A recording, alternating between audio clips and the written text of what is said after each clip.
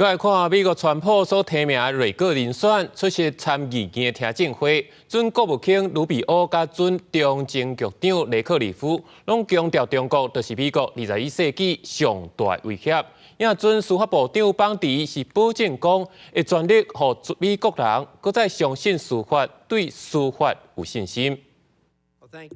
出席参议院的确认听证会，美国前国务卿卢比奥伫咧这场5点钟久的确认听证会，大部分的内容拢集中伫咧警告中国将会是美国21世纪繁荣的上大威胁。伊强烈支持核武战略，强调要让中国侵略台湾的代价，高过因所得到的利益。You want to make the cost of invading Taiwan higher than the benefit. We want to discourage that by the Chinese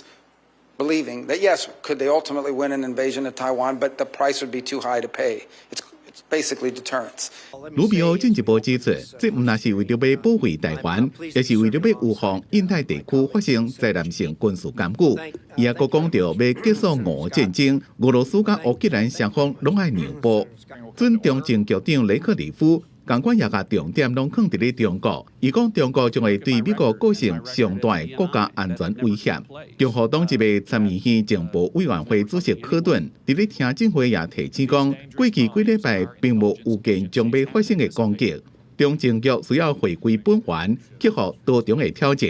The CIA needs to become bolder and more innovative in covert action. 雷克里夫伫川普第一任期是担任国家情报总监，是少数被期待参加川普政府2.0的政调官员。伫咧国安团队出席参议院任命听证会，会当看出川普的执政团队依然是保持第一遍执政以来就对北京强硬的态度。相关出席听证会，也有前司法部长邦迪，伊有20年检察官的经验，伫过去捌做过佛罗里达州的检察官。邦迪长期以来拢是川普的坚定支持者，也伫黄高维案件内面挺川普。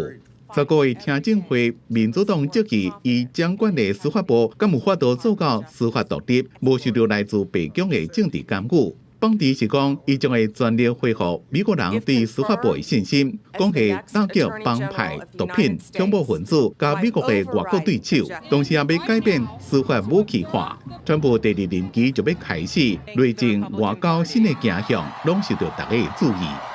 公司新闻张伟林编辑。